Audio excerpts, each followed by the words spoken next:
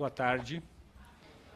Senhoras e senhores, nesse momento iniciarão os trabalhos do seminário Obesidade Infantil, Aumento, Consequências e Métodos de Contenção. Nós tivemos muitas dificuldades para formar esta mesa em função do número de pessoas e entidades que tratam desse assunto, o que nos surpreende muitas vezes. Mas eu quero citar a todos aqui, de alguma forma geral, para que vocês tenham ideia do tamanho, da importância e da qualidade das pessoas que vão falar aqui hoje. A senhora Patrícia Constante Jaime, coordenadora geral de Alimentação e Nutrição do Ministério da Saúde. O Dr. Paulo César Alves da Silva, presidente do Departamento de Endocrinologia Pediátrica da Sociedade Brasileira de Endocrinologia e Metabologia. A doutora Maria Edna de Mello, diretora da ABESO, Associação Brasileira para o Estudo da Obesidade e da Síndrome Metabólica. A doutora Sophie Derham, nutricionista e coordenadora do projeto Genética e Transtornos Alimentares de São Paulo. Clarice Prado Machado, a doutora Clarice Prado Machado e Ribeiro e a doutora Priscila Dias Pereira, psicólogas do Hospital da Criança. Doutora Ekaterine Carajojades, perdão, mas é um nome difícil de pronunciar. Projeto Criança e Consumo do Instituto Alamo. Doutora Sofia Deran, nutricionista e coordenadora do projeto Genética de Transtornos Alimentares da Universidade de São Paulo. Ela vai falar sobre o papel da alimentação no combate à obesidade infantil. Sofia. Tá, boa tarde a todos. Eu agradeço esse convite fantástico de participar desse seminário. Eu quero agradecer particularmente ao deputado Alessandro Roso, que eu encontrei o ano passado. E eu queria me apresentar. Então, sou Sophie Derham. Eu sou brasileira com um sotaquezinho francês. Então, eu sou nutricionista e também doutora da Faculdade de Medicina da USP.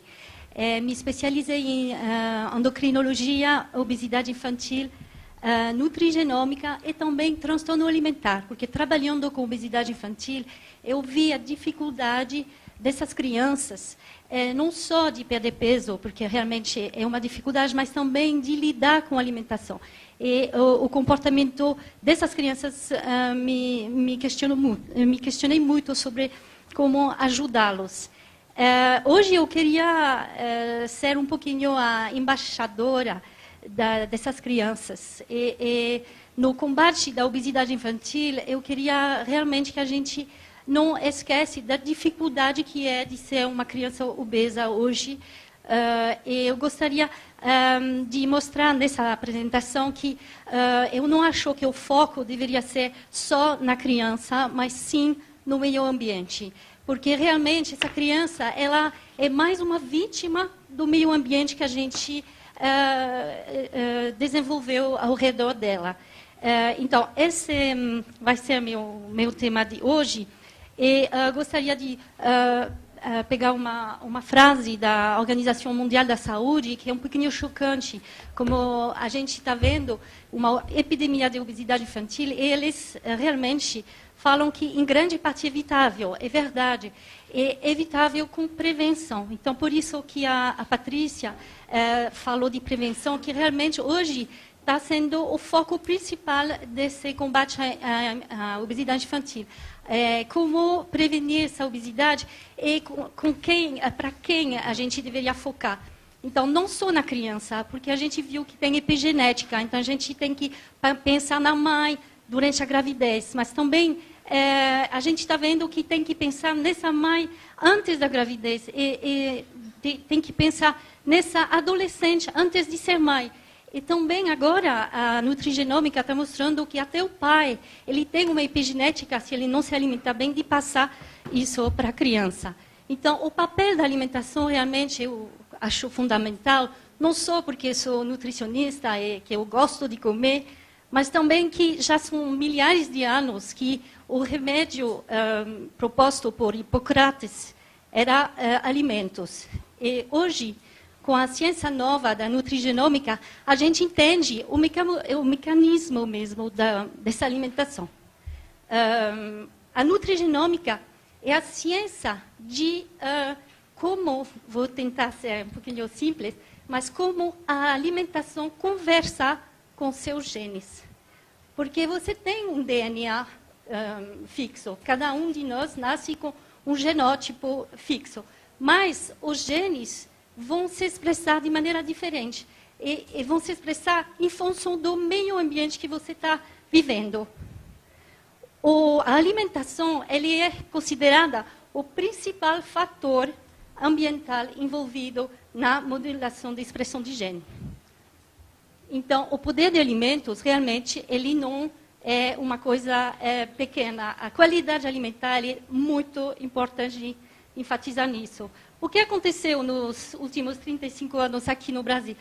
Claro que não mudou a genética. Né? Essas crianças, elas são filhos das crianças de 20, 35 anos atrás. A mudança foi no meio ambiente mesmo. 35 anos atrás, 30% das crianças tinham desnutrição. Hoje é sobrepeso. Então, o que aconteceu?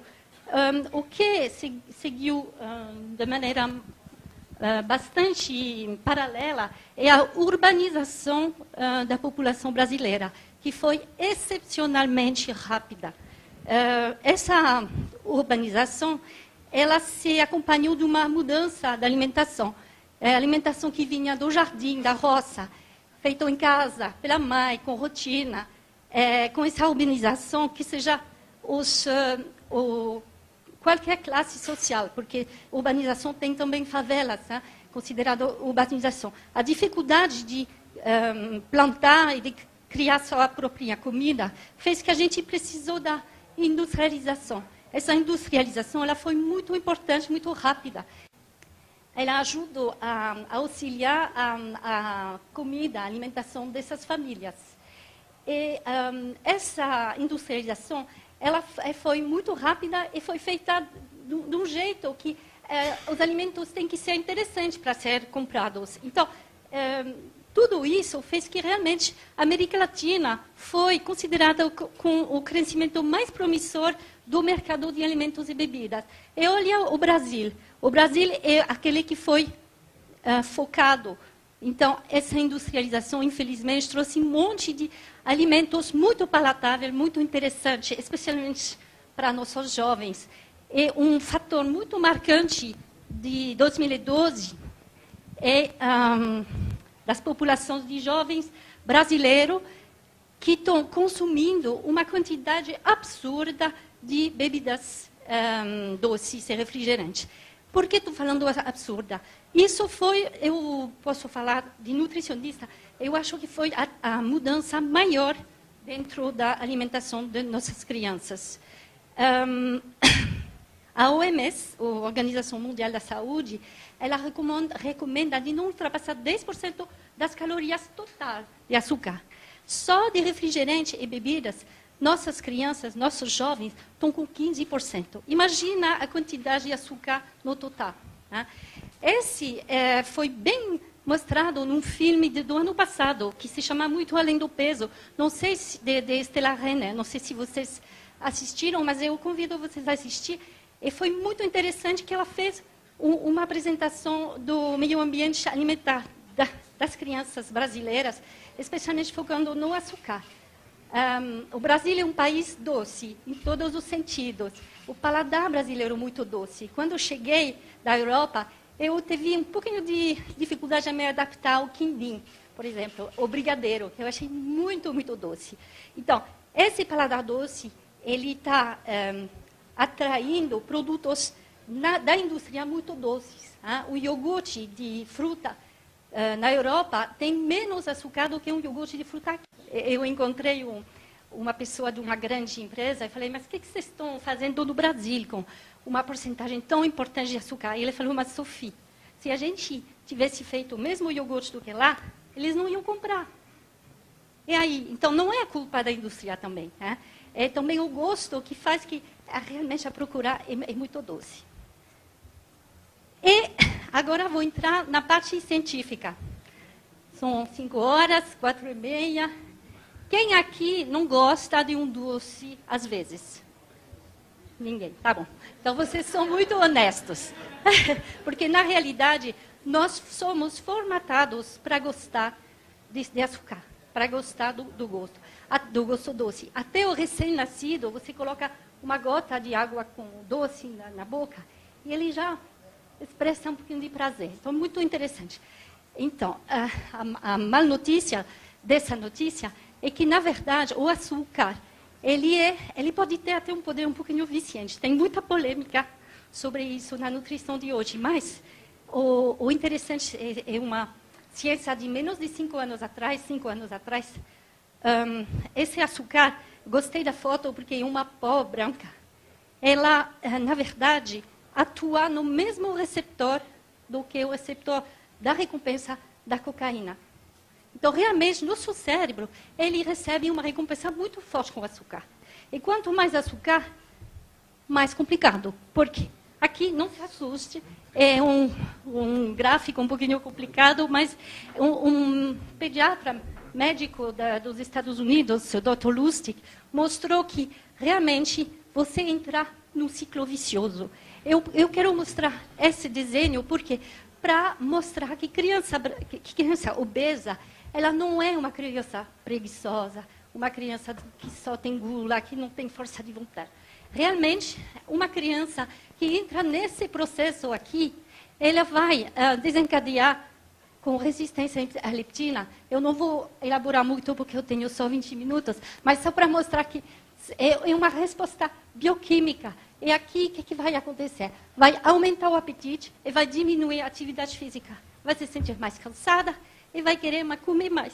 Comendo mais, ela vai ter risco de entrar em resistência insulínica e tem risco de diabetes. Crianças jovens, eles entram em diabetes muito mais rápido do que um adulto.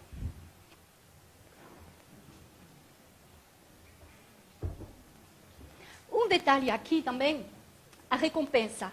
Quando tem muita resistência à insulina, a recompensa pelo açúcar é atenuada. Então, vai precisar de mais açúcar para se sentir da mesma maneira do que sem resistência à insulina. Outro fator muito importante da ciência da nutrição recente, menos de 5 anos, é que a regulação do peso, ela não é do estômago, do metabolismo. É um processo altamente complexo que é regulado centralmente pelo cérebro.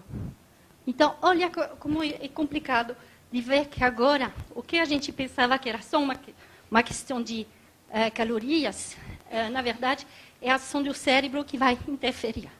Então, esse balanço energético, hoje, ele não é considerado tão interessante. Por quê? Porque essa primeira lei da termodinâmica que falava que o peso, ele é o resultado do que você gasta e do que você ingere. Só que a gente esquece que dentro do nosso metabolismo não é um sistema inerto, é um sistema metabólico, com hormônios, o estresse pode até gerar e lidar com aumento de peso. Então, esse balanço, ele não é tão simples assim. É por isso que, cuidado quando você fala para uma criança obesa, é só fechar a boca e fazer atividade. Aí, resolvido. O que eu gosto de falar, na verdade, gosto de falar o que eu li da ciência, é que, na verdade, esse balanço ele é mais receptivo à fome e saciedade. Quando você consegue equilibrar essa fome e essa saciedade, na verdade, você consegue um peso saudável. Quando você tem uma fome acentuada, aumentada, pode ser por razão de resistência à insulina, que é hormonal, aí você desbalança o equilíbrio. A fome em ser humano é uma questão um pouquinho interessante, porque fome é fisiológica. Então, nós, seres humanos, temos também a vontade de comer o bolo da vovó, vontade de comer um brigadeiro. Então, por isso eu gosto de falar apetite e saciedade. E se fechar a boca, o que acontece? Então, da parte também de expressão de gene, e isso é super recente, a gente vê o quê? Aumentação do apetite. Tá? Tem uma mudança de expressão de gene no cérebro depois de dieta restritiva. Fazer a dieta restritiva, especialmente em crianças que estão em crescimento, você compromete o equilíbrio fome e saciedade dele. Tá? Também diminui o metabolismo e a pessoa fica mais obcecada por alimento. Isso foi demonstrado em rato, em humano. O apetite fica maior, também depois de parar a dieta, depois de 1 ano ainda o apetite fica maior. Então, por isso, 95% das dietas não funcionam. Funcionam no começo, mas depois de entre 6 meses e 2 anos, voltam a recuperar o peso e até mais. Então, cuidado com crianças em crescimento. Eles são mais sensíveis ainda, porque têm um metabolismo de crescimento. O último estudo muito interessante do ano passado, eles compararam gêmeos monozígotos, quer dizer, com a mesma genética. E eles perguntaram uma questão só. Quantas dietas você já fez? Então, eles compararam. E foi muito interessante porque... 5 minutos. 5. Apesar de ter a mesma genética, criança que fez dieta estava com peso maior. E maior, cada vez mais dieta que ele tinha feito, maior o peso. Então, realmente, a publicação foi de falar que dieta pode ser, em parte, responsável pela atual epidemia da obesidade. Isso é um fator de saúde pública, e que não é bem falado muito. É recente, mas é muito importante ter essa noção na cabeça. Jovens com dieta restritiva perdem sensação de controle de fome e saciedade e não conseguem mais comer de maneira tranquila e saudável. Quer dizer, eles podem até desenvolver transtorno alimentar. Aí, o que tenho como informação? 90-95% dos pacientes que a gente tem no hospital tratando transtorno alimentar começaram com dieta restritiva. Tá? Então, gostaria de propor de parar esse discurso de dieta que está em todo lugar, em toda revista, na escola, na sociedade, todo mundo está de dieta. Comportamento é tão importante quanto o nutriente. Quer dizer, trabalhar com a comida, ser em paz com a comida e respeitando fome e saciedade. Agora, esse vai ser para concluir, tenho outras slides, mas esse eu quero falar. Me interessa muito o comportamento. Eu procurei os estudos que mostram que dá para abaixar o risco de obesidade sem falar de nutrientes. Quer dizer, sem avaliar o que as crianças estão comendo. O que é? Comer junto na mesa. Comer, jantar junto com os pais, os cuidadores. Sentar. A criança vai comer mais legumes, ela vai comer mais lentamente, ela vai ter menos risco de obesidade. Ela vai também performar melhor na escola, e ela vai também se prevenir de uso de droga. Olha só comer na mesa à noite. Comer 4 a 5 refeições. Olha, comer, em vez de fazer dieta, você emagrece. Tá? Isso são informações muito interessantes. Tratar uma criança obesa não é, eu falo de novo, de fechar a boca. Rotinas, dormir bem, menos televisão, não fazer dieta e não focar no peso. Quando você foca no peso numa criança, ele pode entrar em atitudes que não vão ser saudáveis, como dieta, mas também como vomitar, como tomar laxante, e começar, na verdade, a desencadear outros problemas de comportamento. Então, para finalizar, eu gostaria de mostrar que, na verdade, a criança ela come em 3 lugares. Casa, então a gente vai ter que trabalhar com a família, mas de uma maneira simples. Não é de virar um experto em nutrição, porque eu estou trabalhando 20 anos na nutrição, eu não sei o que é comer perfeitamente. Acho que não existe. Acho que comer perfeitamente não existe. Comer bem é comer de tudo, é comer em paz. Né? E respeitando o quê? Fome e saciedade. De novo. Também escola. Aí foi falado bastante. A Patrícia, fiquei impressionada com todos os programas. Eu não sabia desses programas. O governo tem que com certeza participar, e a indústria. A indústria está interessada, a indústria ela tem que melhorar a publicidade, que a Catarina vai falar, mas também a oferta. Na minha prática, eu tenho muita dificuldade com a oferta. Queria só falar de um projeto muito legal, que eu assisti a semana passada no Globo Repórter. Lei da Cantina de Florianópolis. Eles integraram o governo, como dizer, a prefeitura, a comunidade, a escola, as crianças e os pais. E mostraram que foi difícil mesmo. No começo, os pais ficaram horrorizados, não queriam participar. No final, deu tudo certo. A cidade inteira, a comunidade inteira, trabalhando junto. Acho que é isso que a gente tem que focalizar no nosso combate à obesidade infantil. Obrigada.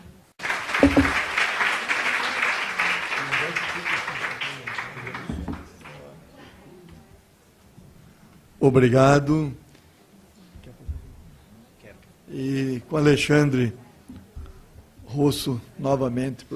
Eu estou olhando aqui para a plateia e eu queria só chamar a atenção. Ela é quase que, a sua grande maioria, composta por mulheres. Interessante, né? Só para que se pense. E, Sophie, eu quero... Quando eu te conheci na Embaixada Italiana, me surpreendeu muito quando tu disse assim, este gosto... é um gosto, o gosto das coisas no Brasil são doce. Eu recebi como um elogio isso, né, ao brasileiro, que o povo brasileiro é doce. Talvez por isso que a gente goste tanto do doce.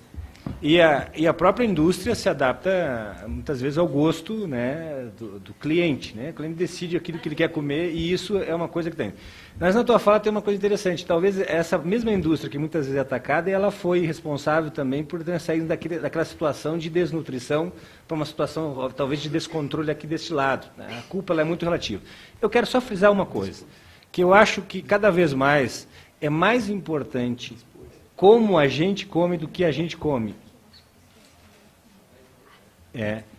Eu acho que é tão importante como nós nos alimentamos. Na sua referência está aqui algumas coisas, e eu cito sempre um exemplo meu. Eu, duas viagens que fiz, cheguei numa situação de que, chegar num aeroporto para pegar um avião, perdi esse avião, já de madrugada, estava morrendo de fome, mas assim, muita fome. Cheguei no hotel português e ela disse, não, vai ter um lanchinho, vai ter um lanchinho. E o lanchinho realmente foi um lanchinho, um pequeno bolo inglês, pequenininho, um suco, desse suco que vem em caixinha pequeno, uma fruta e um sanduíche daquele que é um quarto de pão de fatia de sanduíche. Quando eu vi aquilo, eu pensei, vou morrer de fome, não vou conseguir dormir. E aí eu fiz uma coisa que muitas vezes eu digo para o meu paciente, desliguei a televisão, coloquei uma toalha na mesa do coisa, preparei todo o alimento, sentei e levei 15 a 20 minutos para fazer aquele lanchinho. Juro para ti que quando terminou a refeição eu estava totalmente satisfeito. O que me faz pensar que muitas vezes o que nós estamos errando no foco é muitas vezes não nos preocupar como o paciente está se alimentando, como a pessoa está se alimentando. É tudo numa corrida só, né? A refeição do café da manhã ninguém mais faz, porque faz correndo, porque já sai atrasado, mas principalmente quando se fala de sentar a família, não é tanto para aquilo que ele vai ter, aquilo que ele vai comer, mas como ele vai se alimentar. Telefone de um lado, a televisão desligada, sem aquela pressa de comer rapidamente. Era esse o meu comentário. Com a palavra a doutora Sophie. Sophie. Eu agradeço de novo poder falar um pouquinho. Eu insisti sobre a importância do comportamento, que para mim, depois de tantos anos de estudar nutrição, o comportamento é tão importante quanto o nutriente. Isso eu acho que é uma novidade, porque hoje o discurso da nutrição é muito... até está se especializando no nutriente de uma maneira quase mágica. E a gente tem que pegar um pouquinho de distância, especialmente quando se trata de saúde pública. Hoje, o foco agora dos estudos sobre obesidade, o foco ele agora é o cérebro. Então, a questão antigamente era por que o obeso está engordando. Agora a questão é por que o obeso não para de comer. Então, é uma questão diferente e a abordagem é muito diferente também. Eu ressaltei eu insisti sobre a importância da mudança do equilíbrio com